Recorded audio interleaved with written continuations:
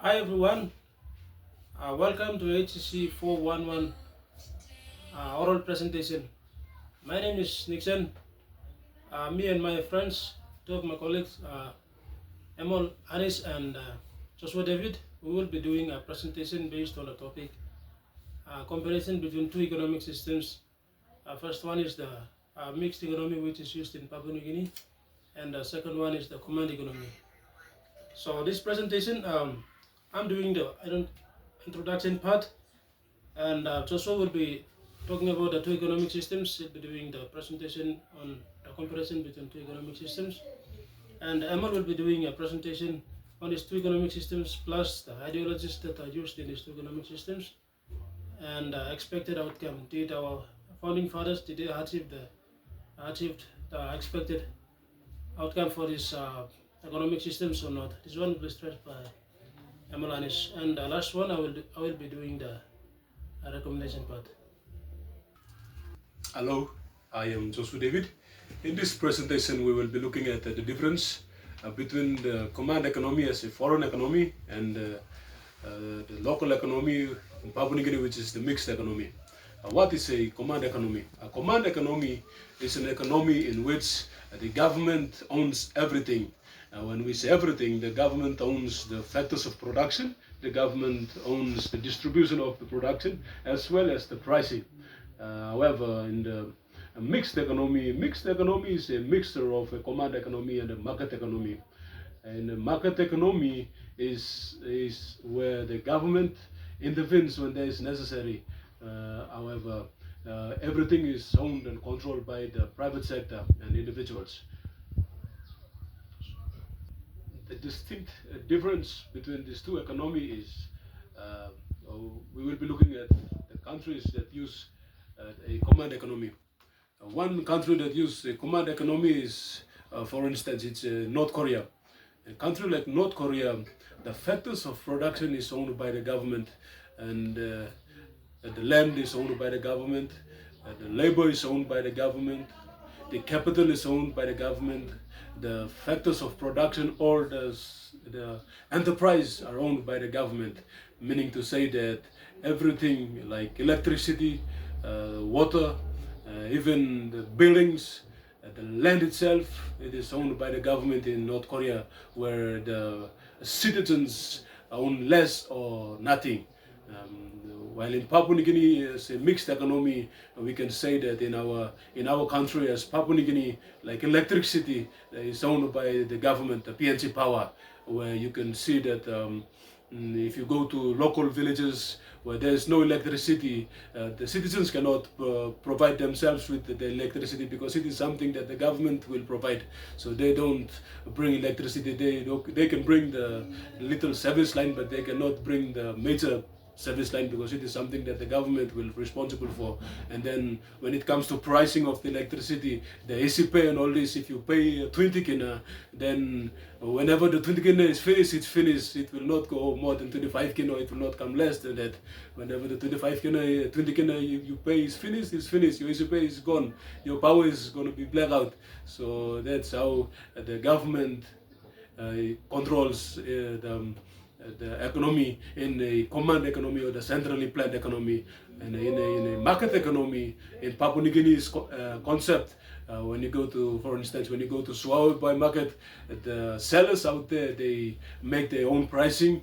The sellers out there, they control the price, they control everything. So that is the distinct difference between the command economy and the mixed economy for a foreign country and a local country as like Papua New Guinea. Hi, Haman Isemul. Here I'll be discussing on the types of economic ideologies that falls under the mentioned economic systems. The earlier mentioned economic systems are planned or command economy and mixed economy. Under planned or command economy comes socialism. Socialism is an economic ideology where the governments own every resources in a state. So that means the individual or the private sector doesn't ever say on the production of a good or a service, because with the ownership of the resources, the government produce what it feels necessary for the country. Socialism is an economic ideology which aims at addressing a major economic issue or problem faced in most countries or economies, which is inequality in the distribution of services and wealth. And the mixed economic system comes uh, communism and laissez-faire economic ideology. Communism is an economic ideology or a political ideology that seeks to create a classless society. Okay, in a communism economy, you'll see that resources are partly owned by individuals or the private sector, so as the government. So the government only produces the services or the services which the individual cannot, like hospitals, schools, roads, and etc. Laissez-faire. Under laissez-faire economy, there's sometimes non-government intervention at all, or there is less government intervention. So, which means that in a laissez-faire economy, economic decisions are made by individual, the producers and the suppliers. The producers make economic decisions upon the demand set by the buyers. So that means the market force affects uh, plays a major role in a laissez-faire economy. With that, it brings us to a very important question. The question with, did the economy achieve the expected outcome? I don't think PNG economy has achieved uh, the expected outcome as envisioned by our forefathers. That is because when you see when our country is making a little progress, the challenges in areas like foreign loan, equitable distribution of income, equal access to services and resources, they they increase. There's no honesty in the service delivery. So in order for PNG to achieve the set goals and the vision set by our forefathers, I mean the founding fathers, there has to be a good leadership that has to come in place so that with that good leadership, it can address every economic problems that we face in our economy. Therefore, PNG need a good leader in order to change our our living standard and to be better off. After going through the two economic systems, the command economy and mixed economy, yeah, I'd like to make a recommendation for the economic system that Papua New Guinea is supposed to use. Okay, Papua New Guinea, I'd like to strongly recommend that we must use command economy. Command economy is the economic system that the state owns everything. The state can control the production of goods and services can be controlled by the state itself, and the price of goods and services.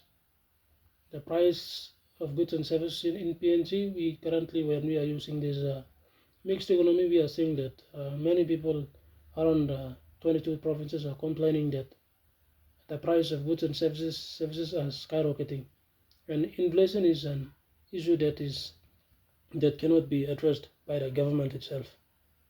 So when we apply this command economy, state can intervene and it can control this inflation, and it can put a price to a certain level that everyone in PNC can be able to afford that goods and services.